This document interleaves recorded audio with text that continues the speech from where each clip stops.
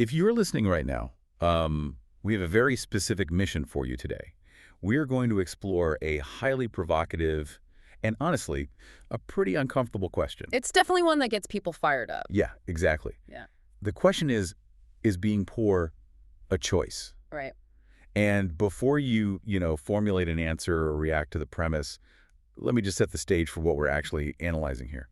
Today's source material comes from a YouTube video by the channel Productivity Accelerator. Which is an interesting channel in itself. It is, yeah.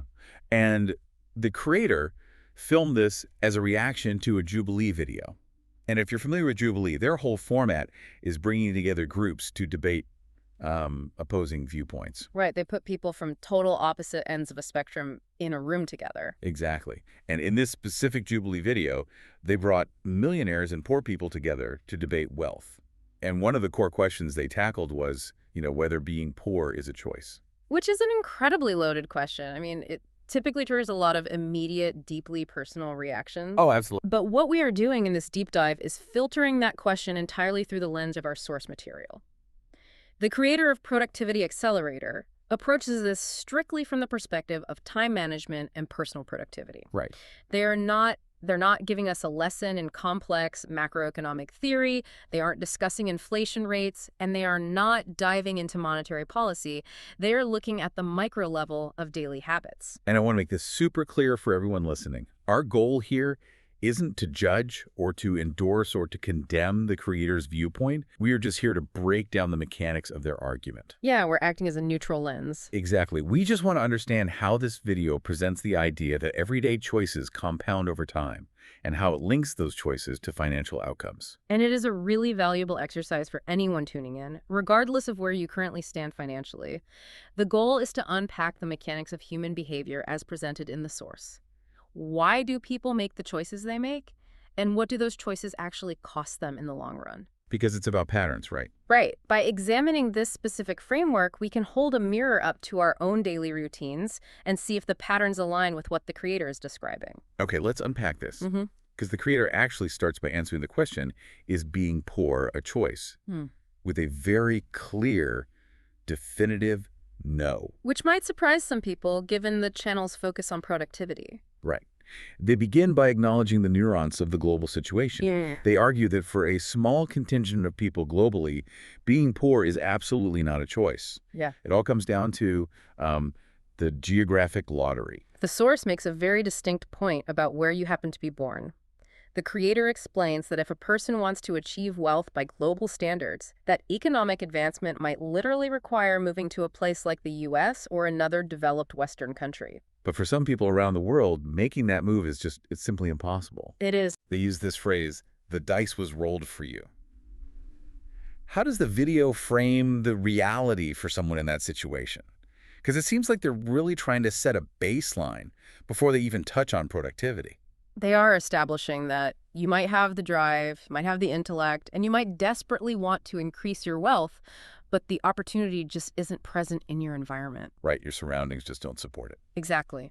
The creator points out that people living in or near America often take this completely for granted. There's this assumption that anyone can just immigrate if they want to work hard. Yeah, the classic bootstrap mentality. Right. But the source specifically notes that there are strict governments and severe geographical constraints that make relocating extremely difficult or just outright forbidden. Why do you think the creator starts the entire discussion with this geographic limitation, especially if their main topic is personal productivity? It feels like a detour, right? Not really a detour, more of a foundation. By acknowledging this geographic lottery, it grounds the argument in reality. It acknowledges that systemic, immovable roadblocks exist in the world. Oh, okay. They are validating that for a certain segment of the global population, the circumstances of their birth dictate their financial ceiling. It strips away the hyperbole that anyone anywhere can do anything. Right, it takes away that toxic positivity element. Precisely. But once that baseline is established, the creator pivots the focus entirely to the elements that are within an individual's control, specifically focusing on those living in the West. Which brings us to the core of the source material. According to the video, when is being poor a choice? The creator clarifies their terms right away, and I think this is a crucial distinction. They are not saying that everyone can just choose to wake up and become a millionaire. That isn't the argument at all, The parameters are very specific. The creator is talking about moving from the poverty line, which they define in their example as making around $10,000 a year. right? Making that leap from that $10,000 line to the middle class, which they peg at somewhere between $30,000 to $50,000 a year. They argue that in a developed Western country, making that specific leap from point A to point B is absolutely a choice. And the reason people fail to make that leap, according to the video, comes down to what the creator calls the time-wasting trap. The time-wasting trap. It's a great term for it. It really is. The premise here is that the average man wastes a truly staggering amount of time. The creator paints a picture of a typical day. Someone wakes up, goes to work, comes home with absolutely no plan, and then just falls into a default state of consumption. Massive consumption. They binge watch Netflix, they play video games all day, they go out shopping, or they spend hours just endlessly scrolling through social media. And this default state of consumption is presented as the primary barrier to that $30,000 to $50,000 middle class target. There is a highly specific anecdote the video uses to illustrate this, and it focuses on the paradox of the YouTube hater. I love this part. It's a very vivid example. The creator talks about the people who take the time out of their day to leave hateful comments on their YouTube videos. It's an interesting paradox, isn't it? Because the hater thinks they are inflicting damage, but mechanistically, what is actually happening with the platform's algorithm? It is a complete misallocation of energy on the commenter's part. The creator points out that taking the time to leave a stupid or hateful comment is a blatant waste of time. It yields absolutely no benefit to the person typing it. Zero. It doesn't make the commenter any money, it doesn't grant them any status, and it certainly doesn't teach them anything new. The commenter remains anonymous, just chasing a fleeting moment of feeling superior. But the irony, the absolute paradox here, is that the hateful comment actually helps the creator. Exactly. It pushes the video higher up in the YouTube algorithm. The hater is burning their own limited time to inadvertently promote the very person they're trying to tear down. It's wild when you think about it like that. What's fascinating here is the underlying philosophy the creator is outlining with these examples. They make a point to say that none of these daily activities, watching Netflix, playing a video game, scrolling online, or even leaving a comment, are inherently terrible on their own. Right. They aren't morally wrong. The problem isn't the activity itself. It is the frequency.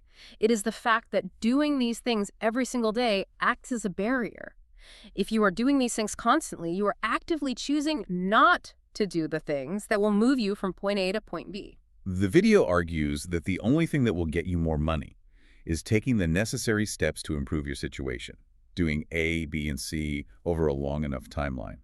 By choosing to binge television instead of taking those steps, the argument is that you are, by definition, choosing to remain in your current financial situation. Which leads directly into how the source categorizes society. They break down the population into very specific demographic tiers based on intent and action. Here's where it gets really interesting. Because the creator assigns percentages to these groups, creating what we can call the 99-to-1 rule of action. Let's start at the bottom. The creator argues that a massive 90% of people have absolutely no intent and no goals in life. 90%. It's a huge number. They say these people are either entirely content with where they are, or they actively dismiss opportunities for growth. The source mentions that if this 90% group sees an educational book or an advertisement for a new concept or skill, their immediate reaction is to dismiss it. They say, oh, it's a scam, or I don't need it, or I'm better than that. They just reject it on sight. The concept of self-improvement doesn't even cross their consciousness. To explain what living without goals looks like for this 90%, the creator uses two really vivid analogies. First, they compare it to reaching the top of a mountain unintentionally.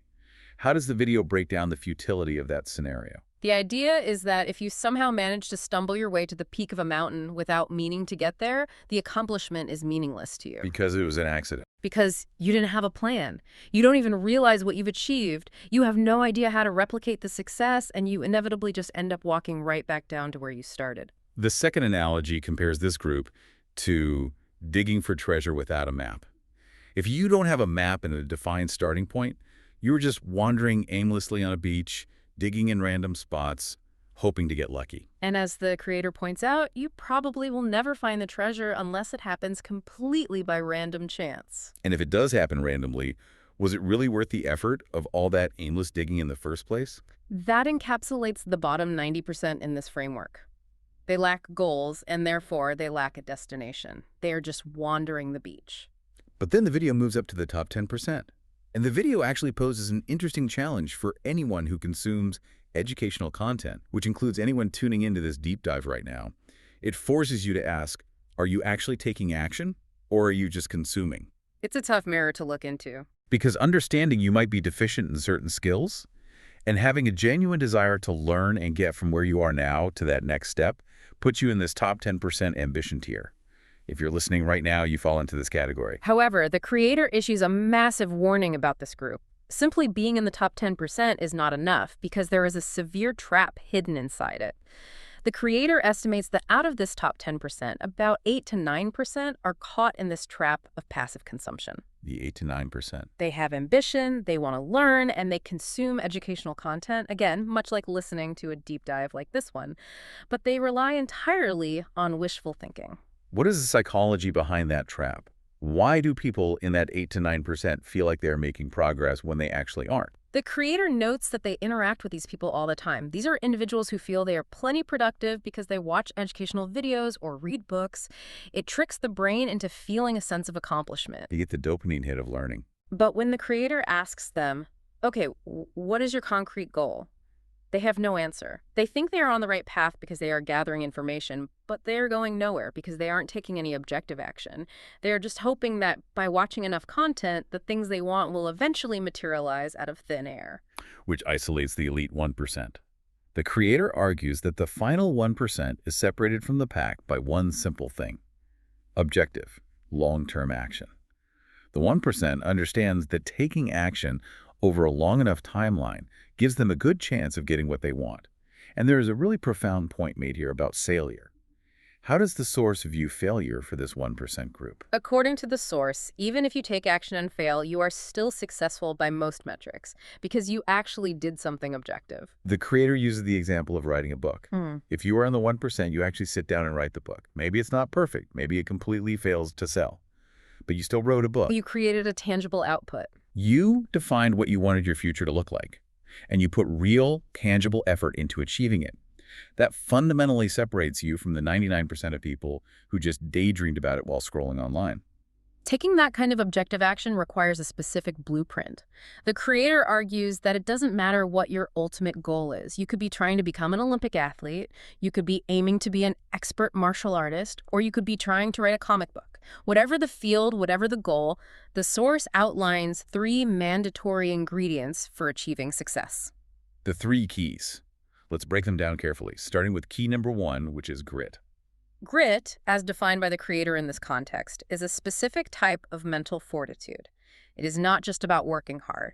It is the conscious understanding that you will fail. Will fail, not might fail. Exactly. Failure isn't a possibility. It is an absolute certainty on the path to your goal. Grit is the ability to experience that inevitable failure, acknowledge it, and consciously choose to pursue the goal anyway. So grit is the starting engine. But key number 2 is consistency. To explain this, the source uses a fitness analogy. Everyone wants a six-pack, or they want to build muscles. They start working out. But when they don't get that six-pack or see massive muscle growth as quickly as they want to, they stop trying altogether. They quit. How does the video link consistency back to grit? The creator argues that consistency is recognizing that results require doing something over a long enough timeline. You can have all the grit in the world on day 1 to push through a tough workout, but if you are inconsistent, you will never see the results. Consistency is the vehicle that carries grit forward. Without it, your initial burst of effort means nothing. But what happens when someone is gritty and they are consistent, but they are just banging their head against a wall and not making progress? That leads to the third and arguably most dynamic key, which is iteration. Iteration is the process of constantly tweaking variables when things stall. The creator points out that when you start taking action, chances are you do not know the exact perfect steps to get from where you are to what you want. You are going to hit roadblocks. Iteration is how you navigate them. They use a plane analogy for this, right? Yes. The source compares it to a plane in the sky that is constantly course-correcting to reach its destination. It doesn't just fly in one rigid straight line. It adjusts to the wind and the weather. The video goes back to that book example to really drive this home. Let's say you apply grit and consistency, and you write the book, but it doesn't sell. You don't just write the exact same book again expecting a different result. You tweak the variables. You rewrite the book in a different style. Or you change the subject entirely. Right. If that doesn't work, you choose a completely different topic. Yeah. If that still doesn't work, you try again, but you push much, much harder on the marketing side. Yeah. Iteration is the constant adjustment of your actions until you find the exact combination that moves you from point A to point B. And this concept of iteration and tweaking variables brings us to a highly relatable tangent the creator goes on regarding decision-making. Specifically, they look at business owners to illustrate how easily we can trick ourselves into thinking we are doing the work. So what does this all mean? How does this apply to the choices we make every single day? The creator shares their experience working with business owners, and they highlight something called the illusion of decision-making. It is the idea that people often focus on the wrong choices entirely, thinking they are being productive when they are really just distracted by micro-decisions. The source gives some incredibly specific details here to illustrate this illusion.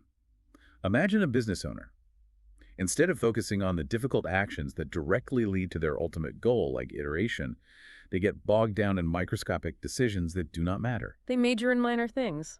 Exactly. They spend their time entertaining salespeople who are pitching new AI tools. Yeah. Or they debate upgrading their entire office to Wi-Fi phones just because a guy called and said the audio might be slightly clearer, even though they've never had a single issue with their current phones. Or they spend days trying to change software platforms just to save 0.5% on payment processing fees. Why do people gravitate toward these types of tasks? They seem so tedious. If we connect this to the bigger picture, it is essentially an ELI-5 look at how our brains seek out cheap dopamine. Making these micro decisions gives a false dopamine hit of productivity. It feels like work. It feels like you are managing a business. Because you're sending emails, making calls, having meetings. But in reality, it shields the person from the harder, scarier work of actual goal-oriented action. Oh. It is much easier to debate Wi-Fi phones than it is to face the reality that your core product needs to be completely iterated because it's failing. The creator is fundamentally redefining what productivity actually means. Productivity is not just being busy. It is not just making decisions or answering emails or switching to Wi-Fi phones. According to the source, productivity is making good quality decisions over a long period of time that directly align with a concrete goal. If you don't have a concrete goal, you can't filter your decisions. You end up making bad choices because you can't sit there and ask yourself, does this specific decision lead to the outcome that I want? You're just reacting to whatever is in front of you. The difference between choosing to remain at the $10,000 poverty line and choosing to advance to the $50,000 middle class is simply making better, goal-oriented decisions while avoiding the illusion of busy work. Just to be thorough regarding the source material, the creator does point to a path forward for those who realize they might be stuck. They briefly mention their own productivity accelerator group, which they state is a free resource to help people start learning these skills. And they also note that there are many educational books and other resources out there that can achieve the exact same thing. The specific tool or group doesn't matter as much as the individual's decision to choose wisely and take action. It is entirely about moving from the passive consumption of that 8 to 9% trap into the active iteration of the 1%. So, to wrap up the main takeaways from this deep dive into the productivity accelerators argument, the video acknowledges that systemic poverty is a very real geographic trap for a small contingent of the global population. The dice were rolled, and they lost. The geography factor is fixed for them. However, for the vast majority of people living in the West, moving from the poverty line to the middle class is presented as a choice. And that choice is heavily dictated by how you manage your time, whether you have defined goals and your willingness to apply grit, consistency, and iteration to your daily habits rather than just consuming content. This raises an important question, one that I think serves as a perfect final thought for you to mull over today, building on the source's concept of the illusion of decision-making. I want you to look ahead at your next 24 hours. Look at your to-do list, your schedule, or your planned routines. The daily audit. Exactly. Can you identify just one illusion of decision-making that you are currently using to avoid real work? Were your daily habits acting as a map leading you toward a defined treasure? Or were you just wandering the beach, digging in random spots, and hoping to get lucky? What is your version of the Wi-Fi phone upgrade, that trivial task that feels productive, but is secretly just an excuse to delay the scary, difficult iteration required to reach your actual goal? That is a phenomenal thought experiment to leave off on. Thank you so much for joining us for this deep dive. We hope this exploration provided some clarity and a new perspective on the mechanics of our daily choices. Keep asking those tough questions, keep evaluating your goals, and most importantly, keep making intentional choices. We'll see you next time.